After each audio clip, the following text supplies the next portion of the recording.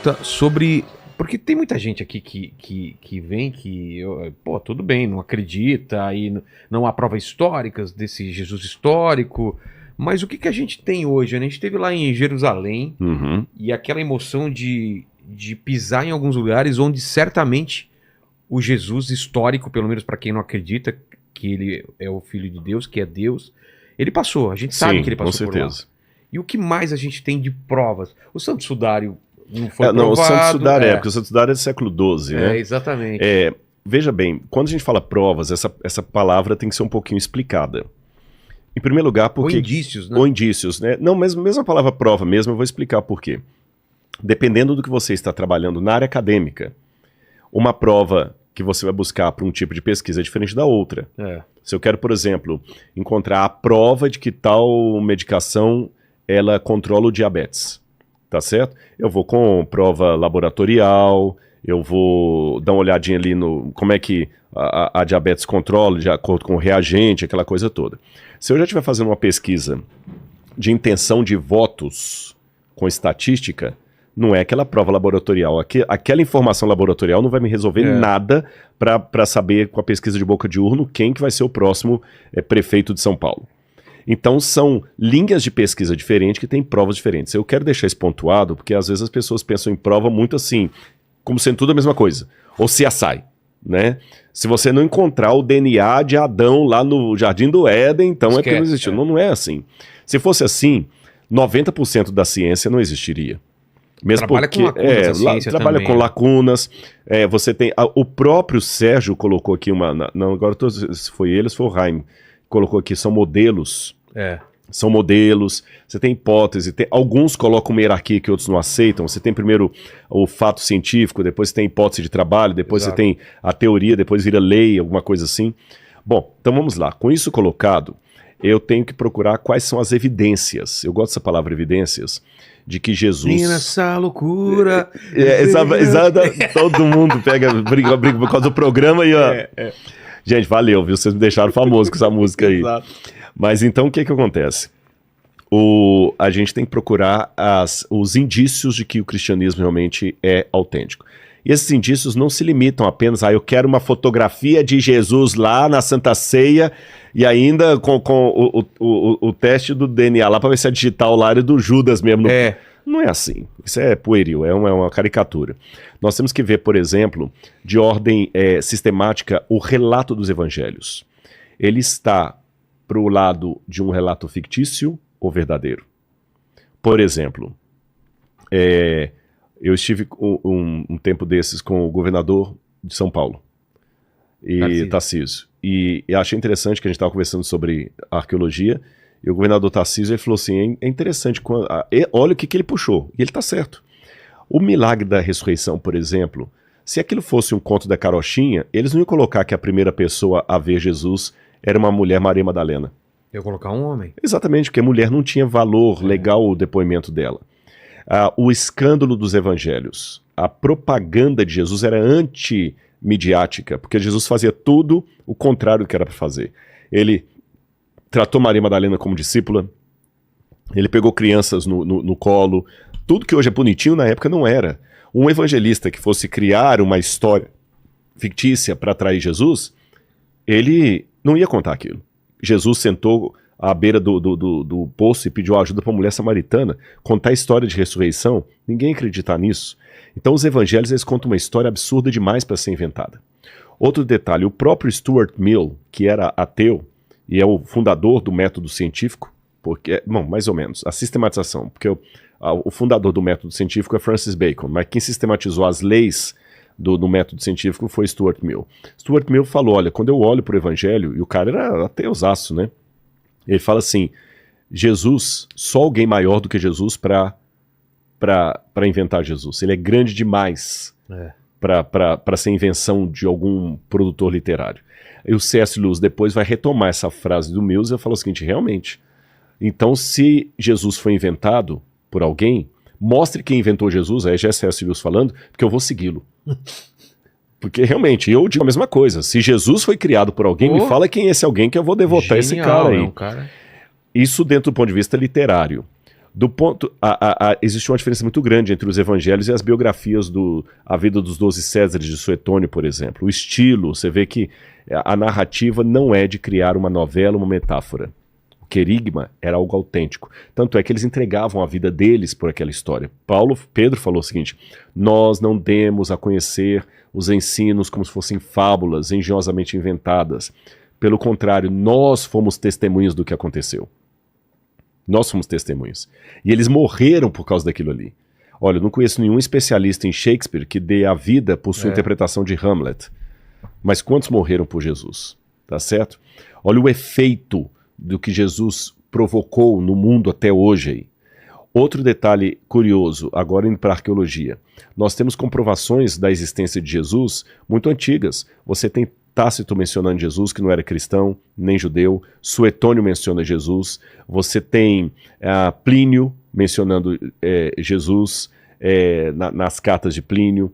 Você tem Flávio Josefo, que era um autor judeu, menciona Jesus. Jesus tem mais comprovações contemporâneas ao século dele do que Alexandre o Grande.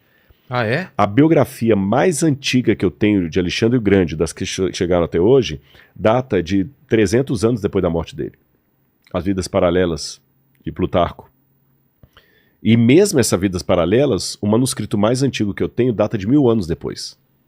Agora vamos comparar com Jesus. A biografia mais antiga que eu tenho de Jesus, pela datação que eu dou dos evangelhos, data do ano 50. 20 anos depois da morte dele. Depois da morte de... E essa biografia é baseada em documentos, a fonte Quell, a fonte Quell é fonte em alemão, que eram documentos anteriores ao ano 50. Além disso, o manuscrito mais antigo que eu tenho dos evangelhos data do ano 125 a 130, a 140 mais ou menos, que é o papiro John's Highlands, que é menos de 100 anos depois dos acontecimentos. Bem diferente de Alexandre o Grande. Pitágoras, eu não tenho nenhuma comprovação histórica de Pitágoras. Nenhuma. O que nós sabemos de Pitágoras são fragmentos que datam de mil anos depois da suposta vida dele. E eu não vejo ninguém duvidar de Pitágoras. Então eu tenho muita coisa forte sobre Jesus. E ainda que tudo isso que eu falar aqui, seja demonizado, ridicularizado ou até mesmo refutado, ainda que Jesus seja um mito, ele foi o melhor mito que já existiu. Por que eu digo? Porque hoje mesmo eu encontrei com um rapaz que estava aqui, que ele escreveu o livro, né? Verdade. Contando a vida dele, falou assim, olha, eu era drogado, fui preso, fui ligado a tráfico de drogas, comando pesado, aquela coisa toda e tal, e eu tive um encontro com o evangelho na cadeia, e na cadeia eu terminei de cumprir pena na ala dos crentes. Nossa. Na dos evangélicos. Então você vê que os evangelhos é um desafio que eu faço. Pegue um grande clássico. Você que não gosta de Bíblia, não aceita a Bíblia, eu já fiz esse desafio, acho que foi aqui. Pegue qualquer livro grande aí, Deus no Delírio, de Richard Dawkins, e joga aí no mundo do crime. Quantos vão deixar de ser criminosos porque leram Richard Dawkins? Quantos? Carlos Drummond de Andrade escreveu com maestria, mas quantos deixaram o vício, a pornografia, a delinquência porque leram Carlos Drummond de Andrade? Aí antes que alguém proteste, não, mas a educação enobrece, em termos. A educação ela tem um excelente papel na sociedade, mas ela não é tudo. Porque se a educação fosse sinônimo de redenção, a Alemanha não tinha tido o nazismo, porque os nazistas eram altamente educados, eram jovens universitários. Eles tinham Heidegger, tinham Goethe, tinham Wagner, tinham grandes autores alemães, tá certo? Agora, a Bíblia transforma vidas. Então, ainda que tudo que eu falei aqui fosse hipoteticamente refutado e fosse provado para longe de qualquer questionamento que Jesus é um mito, ainda assim eu continuaria pregando esse mito, porque é o melhor mito de todas as vidas, porque eu não conheço nenhum ex-traficante porque leu os Marvel. Quer dizer, ele fala assim, mas é tudo mito. Eu não conheço nenhum homem que bate mulher, fugiu... Comete feminicídio. Como que é? Ou esse mesmo agressivo. Eu não conheço nenhum praticante de violência doméstica que literalmente deixou de praticar violência doméstica porque leu a Ilíada de Homero. Ou leu uma revistinha do Thor. Se é tudo mito? Se tudo é mito, essa é a pergunta que eu quero fazer. Eu estou num programa que chama Inteligência Limitada, então eu quero desafiar a sua inteligência, não invalidá-la. Se tudo é mito, então eu vou fazer o papel do ateu aqui. A Bíblia está no mesmo patamar do Marvel Comics. Se a Bíblia está no mesmo patamar do Comics, por que o criador do Homem-Aranha, o Stan Lee, por que o Stan Lee não consegue produzir o mesmo tipo de conversão que Mateus conseguiu, o evangelista? Exato. Uma vez que eu falei isso, alguém tentou falar, não, mas é porque esses livros não foram escritos com esse propósito. Eu falei, nossa, se eles não foram escritos com esse propósito, então qual que é o valor humano dessa literatura? Mas o fato, a ressurreição é o que faz sentido.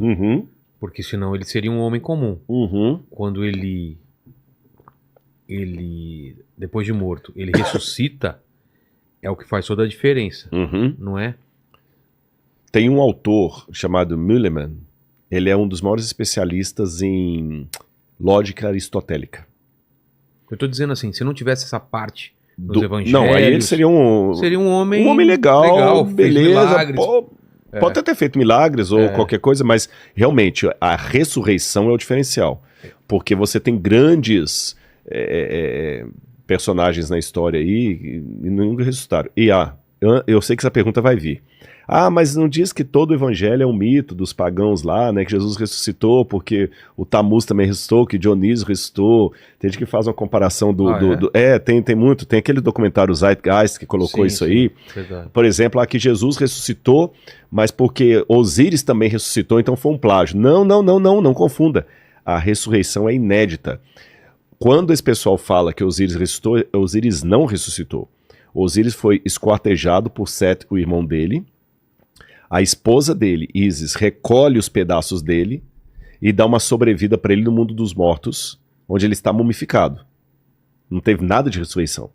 Dionísio foi costurado na coxa de Zeus ali, e saiu da coxa de Zeus, não tem nada que Dionísio foi ressuscitado. E não tem nada de semelhança dos mitos com o cristianismo. Que Jesus tinha 12 discípulos, porque também Osíris tinha 12, mito, não tem nada. Lê a literatura grega, não existe isso. É invenção, tá bom? Mas voltando à questão, você tem razão quando você diz a ressurreição ela é algo sui generis, ela é inédita de Jesus. Ele ressuscitou. Agora, o curioso é que, quando eu pego essa história dele, eu falei desse Müllermann, que foi um dos grandes especialistas em Aristóteles, e ele fez uma pergunta. Qual a chance matemática da ressurreição ser uma mentira? Matemática, a partir da lógica aristotélica. A porcentagem?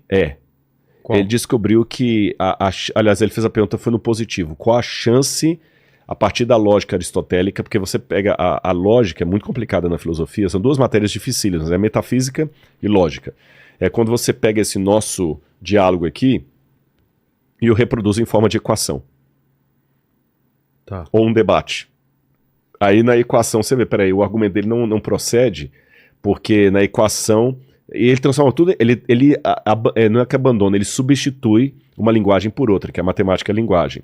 Então eu estou falando aqui, por exemplo, tem que votar no candidato A por causa disso, ou tem que votar no candidato B.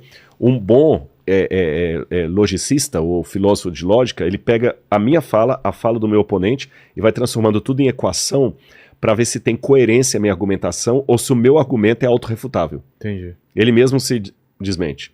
Então ele fez isso com Aristóteles e pegando toda a lógica aristotélica, e ele descobriu que a chance matemática da ressurreição ser verdadeira, eu não saberia reproduzir, mas é 1 em ou seja, ela é altíssima. É coisa acima de 99%. Tá certo? Como que ele chega nisso aí? Através de... Ele vai pegando todas as hipóteses aí, não dá para explicar isso aqui rapidamente, o livro é dessa grossura e muito técnico, mas ele vai pegando todas as equações, você vai pegando todas as probabilidades e vai descartando-as a partir de equações.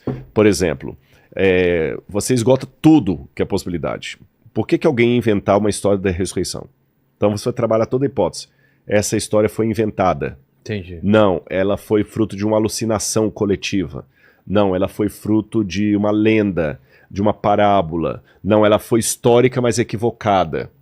Não, Jesus tinha um irmão gêmeo, como até alguns pensam, né, que Jesus tinha um irmão gêmeo, que o irmão gêmeo dele é que apareceu, pensar. Ele trabalha todas as hipóteses. Jesus possuía os corpos, ele saía de um para outro. Transmigração de corpos, que seria a máxima de Pitágoras. Ele pega tudo aquilo ali. Ele vai pegando tudo. E aí ele vai com a equação desmontando. Aí ele fala no final, ele fala o seguinte: eu acredito na ressurreição graças a Aristóteles.